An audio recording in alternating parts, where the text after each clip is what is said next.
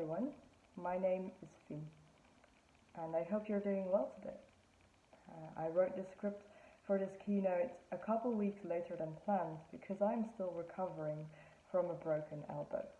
And I broke it tripping over a loose cobblestone. Now, there's no need to worry. For me, tripping over historic relics of the city is business as usual. It is the part where I break something that is rather exceptional.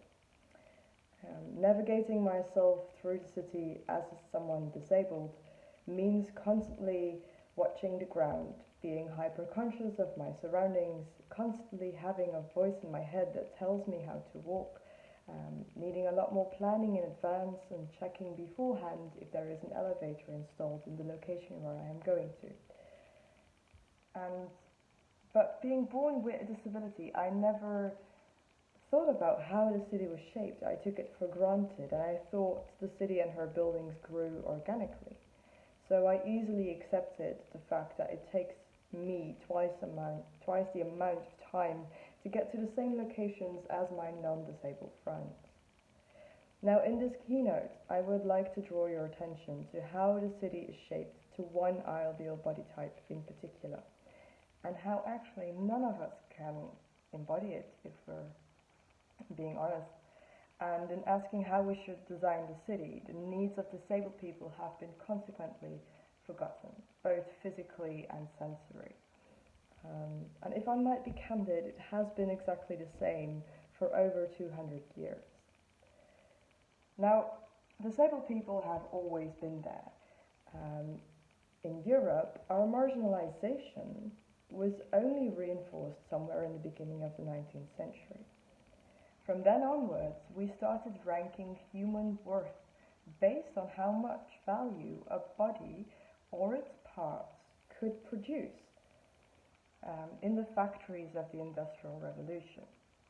So the healthy white men who at the time populated our European parliaments started dreaming of an ideal body type. And this took the shape of the white middle class man, he who could produce the most efficient in their factories. And from this, the Belgian mathematician Adolf Hitler made l'homme moyen, or the average man, so that the perfect society became measurable to a certain standard. And with the building of those factories, the design of most European cities around it followed that standard as well. The cobblestone I tripped over and the stairs that we all take for granted without thinking of alternatives are reminiscent of that same time period of the Industrial Revolution, where everything was shaped according to the average man, which excluded the needs of everyone who was not male and white and able-bodied and at least middle class. Nowadays, 15 to 20% of the population is registered as having some kind of disability, and the well-known arguments that there is not enough money to make the necessary adjustments for 1/5 of the population, or that the historical protection of the buildings is prioritized over the mobility of disabled people, is actually rooted in ableism. Ableism is a discrimination and social prejudice against people who are disabled. Ableism characterizes people as being defined by their disability and are considered inferior to the non-disabled people because we continue to link human worth to how much someone can produce for the economic market up until today. Now, we've established the problem of ableism in architecture. Luckily for you, there is also a solution from within the disability community, and it is called cripping. Cripping is derived from crippled, which is often used as an insult. The language is now taken back by the disability community as a way of reclaiming agency. Cripping is a name for all of the practices of resistance and survival of people who identify as disabled within an ableist society.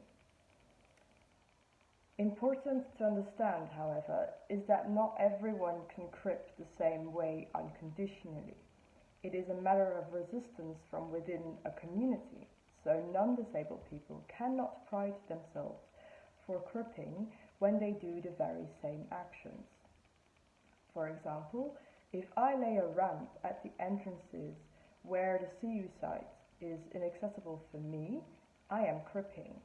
If a non-disabled person lays a ramp or demands that a sign interpreter is present at their museum, their university, or their workplace, they are simply taking responsibility in making public space more accessible for everyone.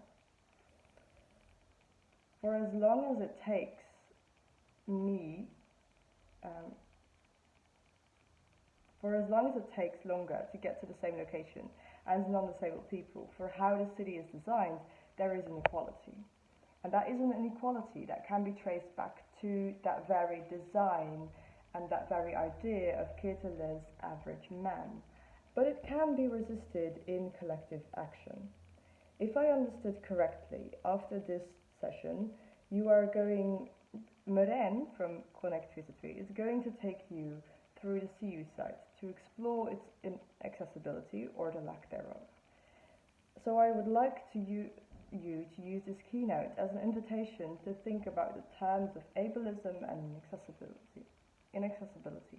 And you can already warm up to the session by brainstorming about possible small actions of resistance that you can take to make the city more accessible, but then to do it if you identify as non-disabled in a way that doesn't take away from the cripping actions of disabled people. So enjoy.